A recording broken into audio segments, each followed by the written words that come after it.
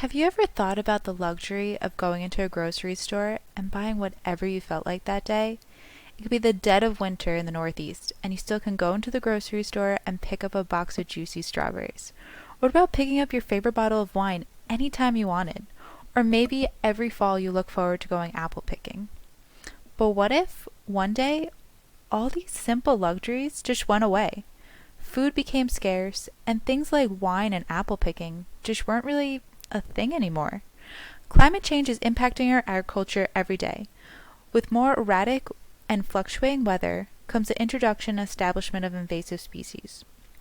Invasive species are just one of the many impacts of climate change that agriculture is facing. Invasive species are non-native species to an area, and the danger of them comes because since they are non-native, they have no natural predators, so once they do get established, their species can flourish.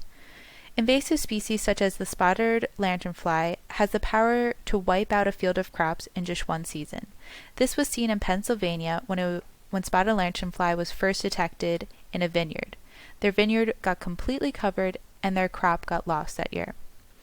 This study looks at how the change in temperature and precipitation is creating an environment to allow invasive species to establish their presence and how that is transforming agricultural land use.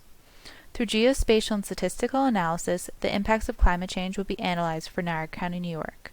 Niagara County, New York was selected as the study area for this project because it is an agriculturally dense area, as well as its close proximity to Canada makes it more susceptible to invasive species coming in.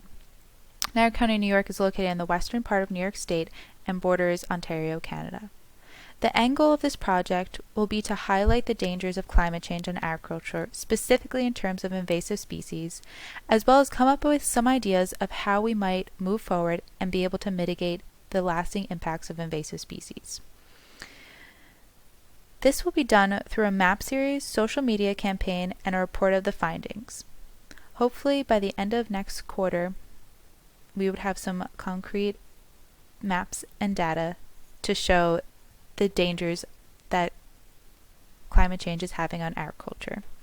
Thanks for tuning in.